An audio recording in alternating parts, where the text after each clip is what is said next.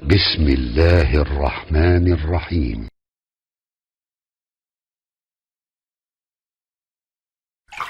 Quran surah kedua ayat 168.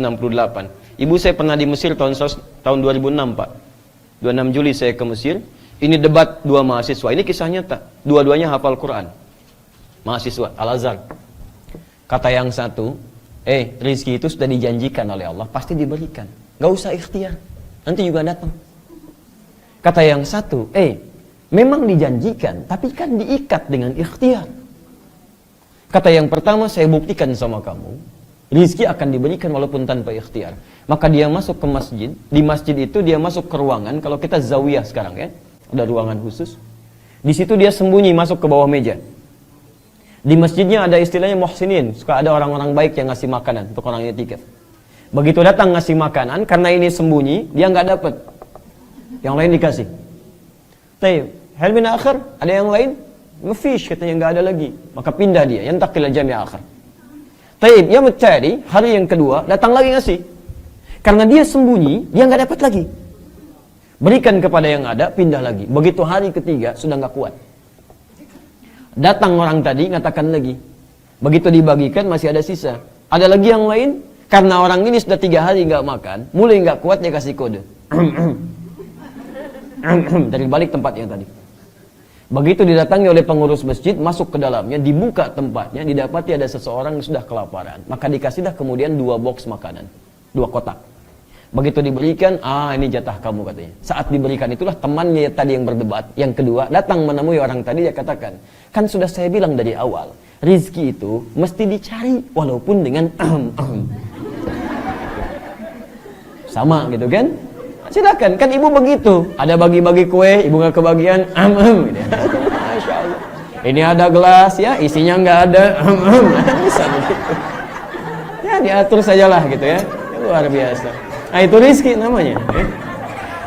Kalau sudah dikasih kode belum dikasih juga, nah itu yang repot ya, tawakal. Nah, sudah ya. Baik. Dah sini. Dah fokus lagi ya, baik. Urusan minum, urusan panitia, urusan saya ceramah. Ayo kembali ke sini. Nah, sudah. Saya mas sudah curiga dari awal, pasti nggak ada isinya. Ayo, sudah ke sini, fokus lagi, lihat. Masya Allah, alhamdulillah. Tuh, rizki mah begitu, dah kadang-kadang tidak diduga ya. Baik, ibu yang beli, saya yang minum ya. Baik. Tapi ini juga belum tentu diminum. Ini rizki siapa? Belum tentu, Bu. Rizki saya itu yang sudah masuk ke tenggorokan saya. Betul, jadi makanan itu kalau sudah masuk ke tenggorokan kita, itu baru rizki kita. Pakaian kalau dipakai, itu rizki kita. Kalau belum sempat kita konsumsi, belum tentu rizki kita. Mungkin saja rizki orang lain yang dititipkan kepada kita.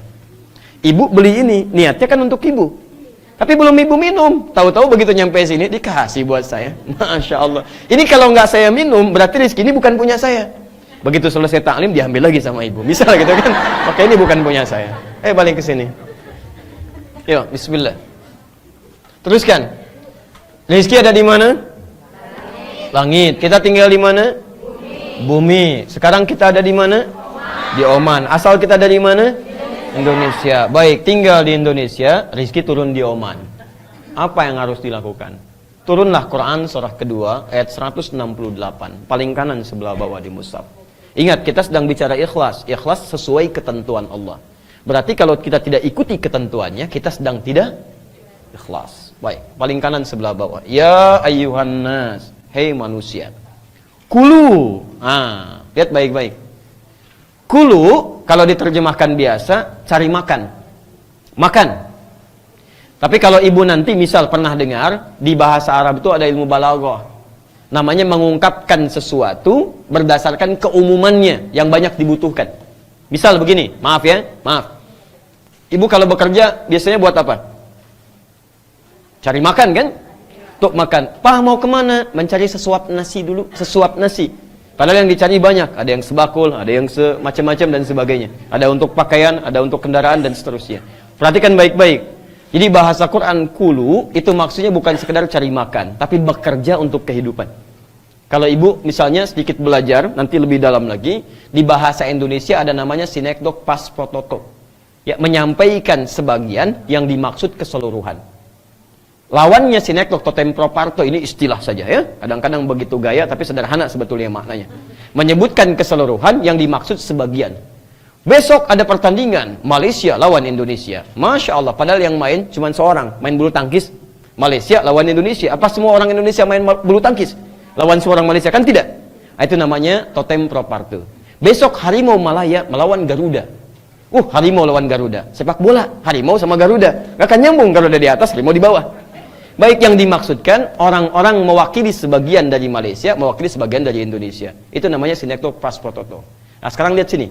Ya, ini bahasanya agak tinggi ya, cuman saya turunkan lagi. Hei manusia, silahkan bekerja. Demikian cara menerjemahkannya. Kerja. Ikhtiar. Lihat, fokus ya. Jadi kata Allah, orang ikhlas itu artinya ketika dia akan mendapatkan rizki, dia berusaha untuk bekerja, ikhtiar. Di ikhlas itu bukan menerima apa adanya, yang ada kita cari. Itu cara pertama untuk berbuat ikhlas. Di mana rizki kita? Di bumi. Tapi di bumi mana kan kita tidak tahu. Makanya ketika kita ingin mendapatkan rizki, tuntutan pertama dari Quran, kita harus berikhtiar. Ayo kerja. Usaha, ikhtiar. Begitu Anda ikhtiar, rizki diberikan. Tolong catat kalimat ini ya. Allah hanya meminta kita ikhtiar. Di situ rizki diturunkan. Jadi kalau ibu gunakan ikhtiar kita, maka disitulah dihitung rizki kita. Saya ulangi ya. Begitu Anda bergerak, dituliskan dan rizki diturunkan. Apakah turun saat itu? Atau disatukan oleh Allah, namanya diakumulasikan, diberikan saat banyak kita terima. Yang penting ketika kita bergerak, rizki diberikan. Lihat ya, saking adilnya Allah. Ibu tahu cicak? Jangan katakan wallahu alam, cicak. Ya. Nah, lihat baik-baik. Cicak, bagaimana aktivitasnya? Jalannya seperti apa? Merayap. Di mana? Di dinding. Apa makanannya? Nyamuk. Nyamuk bagaimana beraktivitasnya? Terbang. Di mana sifat adil Allah? Cicak nggak bisa terbang. Makanannya bisa terbang. Kalau nyamuknya pintar, jenius, itu jadi mainan buat cicak. Cicak, udah cicaknya di sana aja. Nyamuknya terbang, cicaknya gak bisa terbang. Coba lihat. Maksud saya ingin terapkan hukum ini. Cicak saja paham, masa kita tidak? Tapi cicak hanya mengikuti hukum Allah. Perhatikan orang tua kita. Orang tua kita dulu nggak banyak teori. Cuma dikasih kalimat-kalimat kita paham. Lihat kalimatnya. Cicak diam-diam. Lihat baik-baik. Yang diminta oleh Allah pada cicak cuman merayap. Kamu merayap aja. Ketika dia merayap, rizki datang. Lihat baik-baik. Dia cuma merayap diam-diam. Diam-diam merayap. Merayapnya pun diam-diam. Begitu dia diam-diam merayap, teruskan. Datang seekor. Lihat. Bukan cicak mendatangi nyamuk. Nyamuk mendatangi cicak. Datang seekor nyamuk. Bukan cicak datangin nyamuk. Ketika cicaknya mau ikhtiar walaupun diam-diam, nyamuknya datang. Kalau cicaknya cuma diam-diam gak mau ikhtiar, nyamuk gak akan datang. Cicak saja ketika berikhtiar diam-diam, nyamuk yang bisa terbang bisa datang. Masa ibu yang bukan cicak gak datang rizkinya? Ibu bukan cicak dan ibu dihisab. Ibu punya kemampuan lebih daripada cicak. Cicak merayap, ibu jalan. Cicak jalan, ibu lari. Masa yang merayap bisa dapat makanan, ibu yang lari tidak dapat? Ayo, gak ada air, cari air. Gak ada makanan, cari makanan. Gak ada minuman, cari minuman. Begitu Anda ikhtiar, datang. Datang seekor nyamuk, terus kan? Hap. Silakan. Baik, ayo silakan makan. Alhamdulillah.